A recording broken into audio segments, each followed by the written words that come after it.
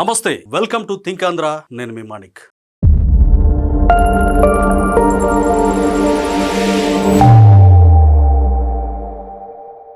మాట తప్పం మడమ తిప్పం, విలువలు, విశ్వసనీయత చాలా గొప్ప గొప్ప పదాలు. ఎప్పుడు జగన్మోహన్ రెడ్డి గారు క్రెడిబిలిటీ గురించి ఎక్కువ మాట్లాడుతూ ఉంటారు. అయితే ఇద్దరు బాబాయిల విషయంలో, ఒక బాబాయ్ దివంగత వివేకానంద రెడ్డి గారు అయితే మరొక బాబాయ్ వైవి సుబ్బారెడ్డి గారు, వీళ్ళిద్దరి విషయంలో జగన్మోహన్ రెడ్డి ద్వంద్వ వైఖరనాలా లేకపోతే కుయుక్తనాలా, కుట్ర కుళ్ళు, ఒక దుర్మార్గమైన రాజకీయానికి తెరతీశారా అనాలనేది మీరే మీ ఆలోచనకే వదిలేస్తున్నాను. ఈ రోజు ఉన్నట్టుగా క్రిస్టల్ క్లియర్ గా వాస్తవాలని థింక్ ఆంధ్ర ద్వారా ప్రజలకు వివరించే ప్రయత్నం చేస్తాను. రైట్, ఇక ఆలస్యం చేయకుండా కంటెంట్ లోకి వెళ్ళిపోదాం. ఇద్దరు బాబాయిలే కదా, ఒకరికి మరణ శాసనం రాసి ఇంకొకరికి రక్షణ కవచంలా ఎలా నిలుస్తావు జగన్మోహన్ రెడ్డి? ఇది నా మాట కాదు, ప్రజలు అడుగుతున్న మాట. ఇది ఎవరు ఎన్నడూ చూడని జగన్ మార్క్ రాక్షస రాజకీయ క్రీడ. ఎస్, దిమాకున్న ప్రతి ఒక్క మనిషికి కనువిప్పు కలిగించే క్రైమ్ థ్రిల్లర్ కథ. ఇది ఇద్దరు బాబాయిల కథ. ఒక బాబాయిని పైకి పంపించారు, ఇంకో బాబాయిని కోట్ల మంది భక్తుల మనోభావాలు దెబ్బతీసి కల్తీ లడ్డు అందించారు ప్రజలకి, భక్తులకి అన్న ఆరోపణలు ఉన్నాయి. కానీ జగన్ పాలనలో ఒకరికి ద్రోహం, అన్యాయం, ఇంకొకరికి మాత్రం పూర్తి రక్షణ. ఇదేనా మీ విశ్వసనీయత, మీ అనురాగం, మీ ఆప్యాయత, ప్రేమ? జగన్ గారు దేశం మొత్తం చూసింది. వివేక హత్య కేసు, తిరుమల కల్తీ నెయ్యి కేసు కూడా, ఈ రెండు కేసుల్ని దేశమంతా చూసింది. ఈ రెండిట్లో కామన్ గా ఏముందనంటే, సుప్రీంకోర్టు ఈ కేసును దర్యాప్తు ఆదేశించింది సిబిఐ కోసం. సిబిఐ సిట్ ఈ రెండు విషయాల్లో దర్యాప్తు చేసింది. కానీ చివరికి ఏం జరిగింది? అసలు దోషులు మాయమైపోయారు, వాళ్ళ పేర్లు పక్కన పెట్టేసింది, పెద్దల పేర్లు గల్లంతు చేసింది. దర్యాప్తు మధ్యలోనే బ్రేక్ చేసి ఇష్టానుసారంగా, అంటే ఎవరో వెనకుండి ఏదో చేశారు అన్న అనుమానాలు అయితే మనకు వినిపిస్తా ఉన్నాయి. మీడియాలో కూడా కథనాలు వస్తా ఉన్నాయి. అంటే దీన్ని దర్యాప్తు అంటారా లేక వ్యవస్థల మేనేజ్మెంట్ అంటారా? చెప్పండి జగన్ అన్న, చెప్పండి. నెయ్యి కాని నెయ్యి విషయానికి వద్దాం. ఓకే, మొదటగా నెయ్యి కాని నెయ్యి, అదే కల్తీ లడ్డు విషయానికి వద్దాం. దేవుడి పేరుతో భారీ దోపిడీ చేయలేదాను? సూటిగా అడుగుతున్నా. 5 ఏళ్ల పాటు తిరుమలలో కల్తీ నెయ్యి ఏదైతే ఉందో లడ్డు, అదే లడ్డు ప్రసాదంలో 235 కోట్ల నిధులు దుర్వినియోగం చేసి నెయ్యి కాని నెయ్యి స్కామ్ చేసి ఎంత దారుణాన్ని కొడిగట్టావు? ఇది చిన్న పొరపాట లేకపోతే చిన్న స్కామా? ఇది మహాపచారం కాదా? డైరీ వాళ్ళే చేశారట, కొంతమంది ఉద్యోగులు మాత్రమే చేశారట. మరి ఇది చేయించిన వెనక ఉన్నటువంటి పెద్ద తలకాయలు ఎవరో? సిట్ దీన్ని ఎందుకు విస్మరించిందో సుప్రీంకోర్టు దీని విషయంలో లోతుగా ఆలోచిస్తుందని నమ్ముతున్నా నేనైతే. తిరుమల తిరుపతి దేవస్థానంలో చైర్మన్లు అప్పుడు నిద్రపోయారా? ఈవోలు కళ్ళు మూసుకున్నారు అప్పుడు? అంటే తనిఖీ చేయరా? క్వాలిటీ ఏంటి, అసలు ఇది కరెక్టా కాదా? అవన్నీ చేస్తారు, అవన్నీ తెలుసు. కావాలనే దీని వెనకాల పెద్దల అజమాయిషి ఆదేశాలు, నోరు మూసుకొని సైలెంట్ గా పని జరిగించారు. మొత్తం తెలుసు కూడా. అంటే 30 ఏళ్ళు మేమే అధికారంలో ఉంటాంలే, మీకేం కాదు అని ఐఏఎస్లు, ఐపీఎస్లు కావచ్చు, తర్వాత బ్యూరోక్రాట్లు కావచ్చు, వీళ్ళందరూ కూడా మేనేజ్ చేసింది ఎవరు? వాళ్ళందరూ అంత పెద్ద స్థాయి వ్యక్తులు. ఐపీఎస్లు, ఐఏఎస్లు కూడా జైలుకి వెళ్ళడానికి కారకులు ఎవరు? రైట్, ఇక విషయంలోకి వస్తే సిట్ దర్యాప్తులో చార్జ్ షీట్ లో వాళ్ళ పేర్లు అసలు ఏవి? పెద్దోళ్ళే అవేనండి, పెద్దల గద్దల పేర్లు ఏవి అంటున్నా నేను. పైనుంచి గ్రీన్ సిగ్నల్ ఉందా? మీ బాబాయ్ వైవి సుబ్బారెడ్డి పిఏ చిన్నప్పన్న దగ్గరే ఆపేసిన దర్యాప్తు.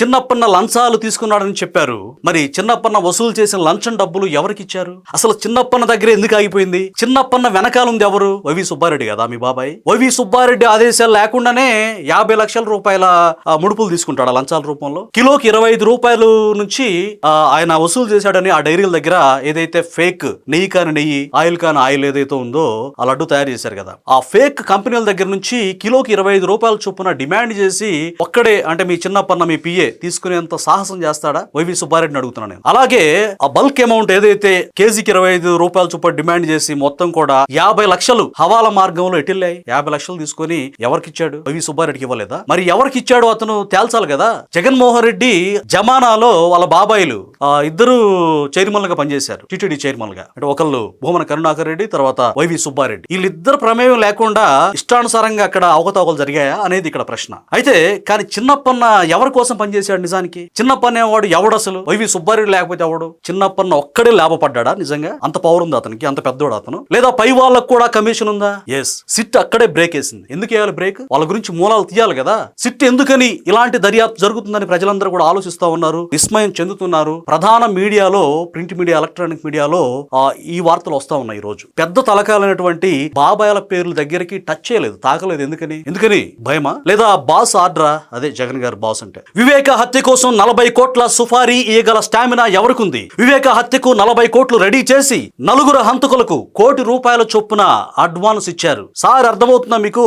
ఒక్కొక్కడికి ₹1 కోటి ఇవ్వగలిగినటువంటి సత్తా ఎవడుకుంది? అంత పెద్ద తలకాయలు ఎవరు? ఈ డబ్బు ఎవరిది అసలు? అంటే పల్లెటూరులో కూలోళ్ళు వాళ్ళు తీసుకొచ్చి ఇచ్చారు వీళ్ళకి. సామాన్య వ్యక్తులు వచ్చి ₹1 అడ్వాన్స్ ఇచ్చారా? 40 కోట్లు ఎవరు ఈ సుపారీ?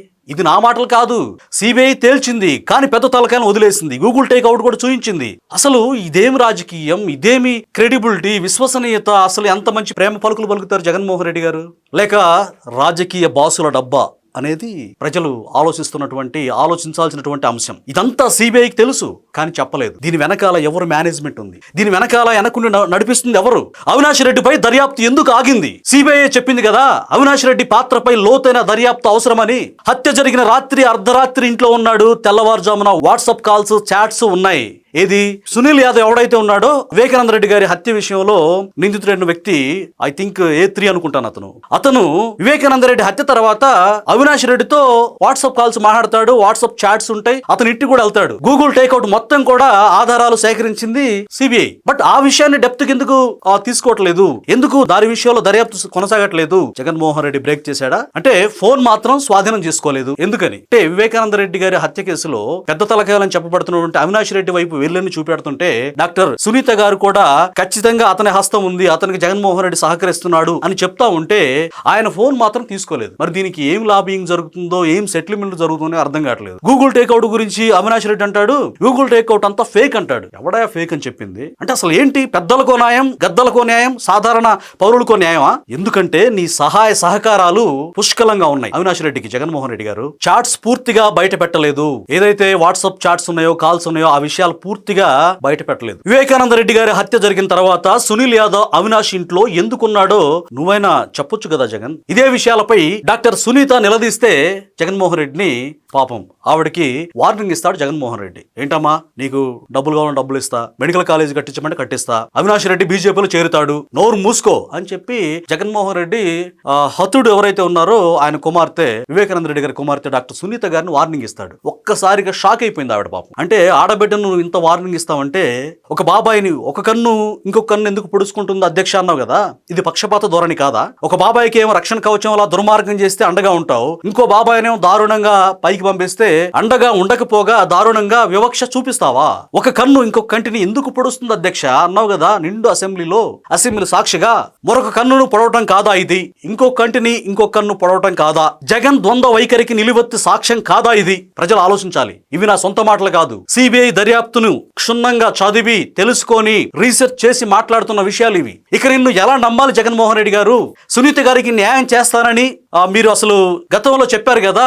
రాజకీయ స్టంట్ లో భాగంగా పెద్ద డ్రామా కమల్ హాసన్ మించి నటించారు కదా. మరి మీరు 2 నెలలకే మీరు అధికారంలోకి వచ్చిన తర్వాత ఆయన కేసు ఏమైంది? మీ బాబాయ్ గారి కేసు ఏమైంది? నిజంగా మీరు ఆరోపించినట్టుగా చంద్రబాబు నాయుడు గారు, లోకేష్ గారు ఈ హత్యలో పాత్రదారులుగా ఉంటే వాళ్ళ మీద ఎందుకు యాక్షన్ తీసుకోలేదు? మీరు 5 సంవత్సరాలు ఏం గడ్డి పీకారని చెప్పి ప్రజలు అడుగుతా ఉన్నారు. ఈ రోజు మీ నాయకులు నిజానికి ఎంత నిస్సిగ్గుగా, సిగ్గు ఎగ్గు లేకుండా మిమ్మల్ని సపోర్ట్ చేస్తున్నారు నాకు అర్థం కావట్లేదు. అయితే ఓపెన్ ఛాలెంజ్ చేస్తున్న జగన్మోహన్ రెడ్డి గారు ప్రజల తరఫున, మీ పార్టీ నాయకులు భూమన కరుణాకర్ రెడ్డి, జోగి రమేష్ ప్రమాణాలు చేస్తారు కదా ఎప్పుడు, అదే రీతిగా వివేకానంద రెడ్డి గారి హత్య విషయంలో, సాక్షుల మరణం విషయంలో, ఎవరైతే అనుమానాస్పదంగా ఆ కేసులో ఉన్న సాక్షులు 1 by 1 చనిపోతున్నారో వాళ్ళ విషయంలో నాకు ఎలాంటి ప్రమేయం లేదు, బైబిల్ పట్టుకొని నువ్వు ప్రమాణం చేయగలవా అని ప్రజల తరఫున నేను ప్రశ్నిస్తున్నాం. నిజంగా గట్స్ ఉంటే, నిజంగా దమ్ముంటే ఈ విషయాలు మీరు యాక్సెప్ట్ చేయాలి. ఎస్, నేను అధికారంలో ఉన్న 5 ఏళ్లు మా బాబాయ్ విషయంలో ఎందుకు పట్టించుకోలేదు, ఇది కారణం అని కూడా మీరు క్లారిటీ ఇవ్వాలి ప్రజలకి. అప్పుడు మీరు 2029లో ఎన్నికల్లోకి రండి. ఇవన్నీ దాచిపెట్టి, కల్తీలాడు దాచిపెట్టి, ఆయన హత్య విషయంలో దాచిపెట్టి 2029లో ఎన్నికల్లో గెలుస్తాను, సీఎం అవుతాను, రప్పా అందరిని చంపేస్తాను. What non sense! ఇదేనా నీ రాజకీయం అంటే? ఒక బాబాయ్ మీ కుటుంబానికి అడ్డుగా వస్తే సిస్టమ్ మొత్తం పనిచేస్తుంది. ఇంకో బాబాయ్ మీద కల్తీలాడి విషయం పాపం ఉన్నప్పటికీ కూడా సిస్టమ్ మొత్తం అతను కాపాడడానికి ప్రయత్నిస్తుంది. ఇదేనా మీ పాలన? ఇదేనా మీ నైతికత? ప్రజల పిచ్చోళ్ళు కాదు జగన్మోహన్ రెడ్డి గారు, అన్ని గమనిస్తున్నారు. చివరిగా ఇక మీకు ఒకటే నేను చెప్పదలుచుకున్నాను. ఒక బాబాయికి తీవ్ర ద్రోహం చేసి ఇంకో బాబాయ్ దుర్మార్గానికి పూర్తిగా అండగా నిలవడం, ఇది ఎలాంటి నీతి? ఇది ఎలాంటి నైతికత? కానీ జగన్ గారు గుర్తుపెట్టుకోండి, నిజం ఎంతకాలం దాచినా దాగదు. ఏదో ఒక రోజు ఖచ్చితంగా ఆ సత్యం అనేది చీకటిని చీల్చుకొని బయటకు వస్తుంది. అప్పుడు నీ బండారం, నీ యొక్క ఇంటర్నల్ క్రూయాలిటీ మొత్తం కూడా ప్రజలందరికీ తెలిసిపోతుంది. న్యాయం ఆలస్యం అవ్వచ్చు, కానీ చివరికి ఎవరూ తప్పించుకోలేరు న్యాయం చేతిలో నుంచి. తస్మాత్ జాగ్రత్త. ఇది ఈ రోజు వీడియో. మరొక వీడియోతో మళ్ళీ మీ ముందుకు వస్తాను. అప్పటి వరకు సెలవు. నమస్తే.